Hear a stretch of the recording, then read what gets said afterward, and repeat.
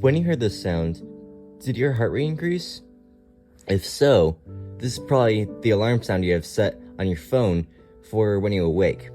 But this alarm wasn't meant to wake you up, so why do you still respond as if you were being awakened?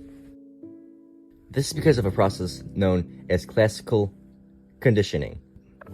In classical conditioning, a stimulus that naturally elicits a response called an unconditional stimulus is paired with a stimulus that doesn't normally elicit a response, called a neutral stimulus. Once the neutral stimulus is paired with the unconditioned stimulus, the neutral stimulus slowly becomes the conditioned stimulus.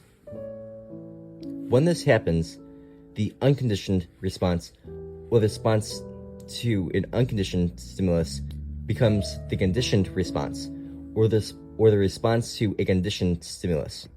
In the alarm example, the loud noise being played while you are asleep is the unconditioned response. The neutral stimulus is the specific sound of the alarm. That specific sound is constantly being used as loud noise to wake you up. So, the specific sound becomes the conditioned stimulus and elicits the conditioned response of an increased heart rate. If you stopped using the sound as your wake-up alarm, you may still have an increased heart rate after a few instances of it being played, but eventually won't elicit their response.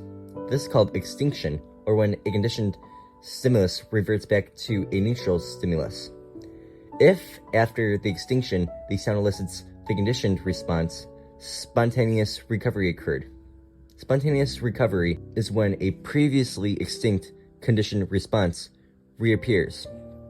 If you respond to another alarm sound, like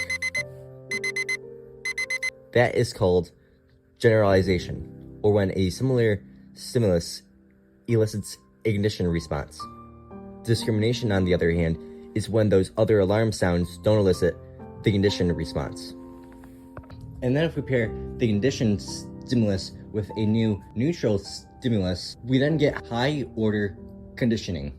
Operant conditioning, as opposed to classical conditioning, is the use of rewards and punishments to encourage or discourage a behavior by adding something in or taking something out. We can take the definition of operant conditioning and turn it into a table showing all of the ways that it can be used. We have positive reinforcement, a very common form of operant conditioning, where something is given to encourage a behavior. Let's say that you have a kid who is doing good in school. You may promise them that if they get an A every month, they can have a special treat. The kid wants the stimulus, and so it does the behavior. The next kind of reinforcement is negative reinforcement.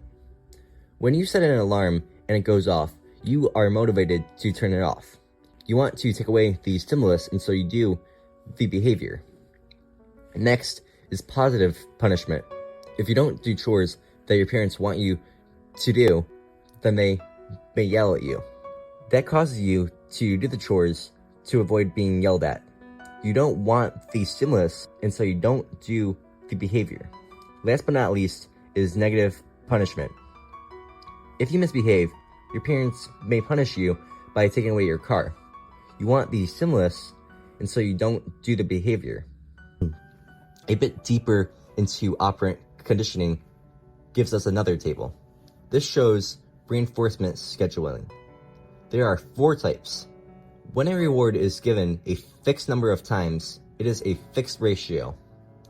At a job, you may get paid like $50 for each job.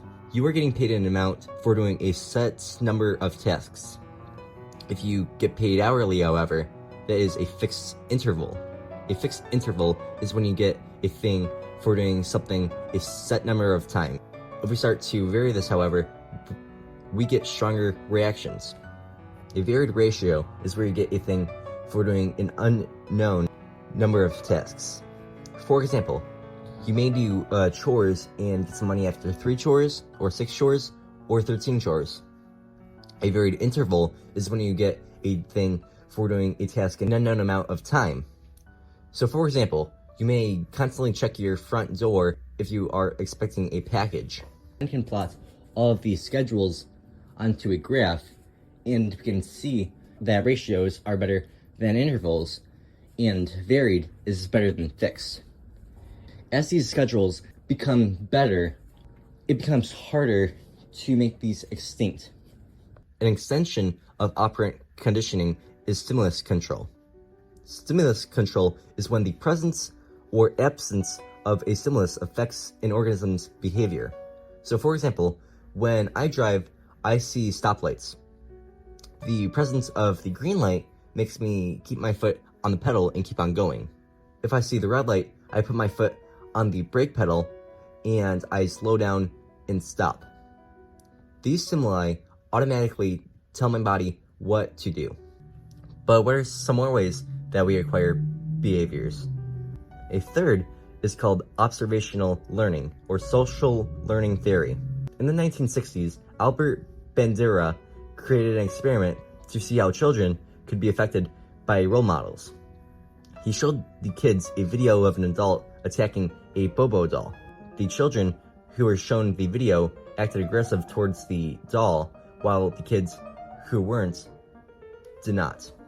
In this experiment, the model was the adult and the observer was the child. There are a few processes that must be fulfilled for behavior to be transferred though. The first is attention. The observer must have been paying attention to the behavior of the model. Next is retention. The observer must hold on to what they see. Last one is motivation. The observer must have a reason to imitate the model. In addition to these, the observer must also have self-efficacy. Self-efficacy is the belief in one's ability to do something. If the observer has self-efficacy, then they believe that they can do what the model did. Thanks for watching, and stay curious.